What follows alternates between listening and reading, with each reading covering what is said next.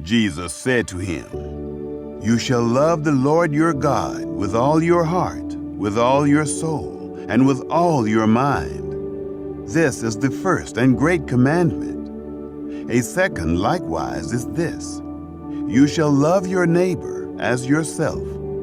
The whole law and the prophets depend on these two commandments." Matthew chapter 22. Jesus answered and spoke to them again in parables, saying, "The kingdom of heaven is like a certain king who made a wedding feast for his son, and sent out his servants to call those who were invited to the wedding feast.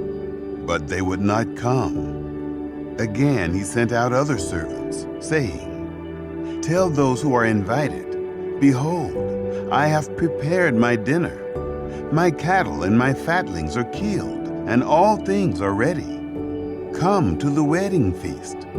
But they made light of it, and went their ways, one to his own farm, another to his merchandise. And the rest grabbed his servants and treated them shamefully, and killed them. When the king heard that, he was angry, and sent his armies, destroyed those murderers, and burned their city. Then he said to his servants, 'The wedding is ready, but those who were invited weren't worthy. Go therefore to the intersections of the highways, and as many as you may find, invite to the wedding feast.' Those servants went out into the highways and gathered together as many as they found, both bad and good. The wedding was filled with guests. But when the king came in to see the guests, he saw there a man who didn't have on wedding clothing. And he said to him, 'Friend, how did you come in here not wearing wedding clothing?' He was speechless. Then the king said to the servants, 'Bind him hand and foot, take him away, and throw him into the outer darkness. That is where the weeping and grinding of teeth will be.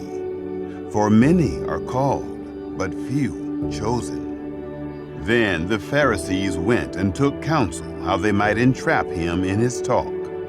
They sent their disciples to him, along with the Herodians, saying, 'Teacher, we know that you are honest and teach the way of God in truth, no matter whom you teach, for you aren't partial to anyone. Tell us, therefore, what do you think? Is it lawful to pay taxes to Caesar or not?' But Jesus perceived their wickedness and said, 'Why do you test me, you hypocrites? Show me the tax money.' They brought to him a denarius. He asked them, 'Whose is this image and inscription?' They said to him, 'Caesar's.' Then he said to them, 'Give therefore to Caesar the things that are Caesar's, and to God the things that are God's.' When they heard it, they marveled and left him and went away. On that day, Sadducees, those who say that there is no resurrection, came to him. They asked him, saying, 'Teacher, Moses said, if a man dies having no children, his brother shall marry his wife and raise up offspring for his brother. Now there were with us 7 brothers. The first married and died, and having no offspring, left his wife to his brother. In the same way, the second also, and the third, to the 7th. After them all, the woman died. In the resurrection, therefore, whose wife will she be of the 7? For they all had her.' But Jesus answered them, 'You are mistaken, not knowing the Scriptures nor the power of God. For in the resurrection they neither marry nor are given in marriage, but are like God's angels in heaven. But concerning the resurrection of the dead, haven't you read that which was spoken to you by God, saying, I am the God of Abraham, and the God of Isaac, and the God of Jacob? God is not the God of the dead, but of the living. When the multitudes heard it, they were astonished at his teaching. But the Pharisees, when they heard that he had silenced the Sadducees, gathered themselves together. One of them, a lawyer, asked him a question, testing him. "Teacher, which is the greatest commandment in the law?" Jesus said to him, "You shall love the Lord your God with all your heart, with all your soul, and with all your mind. This is the first and great commandment.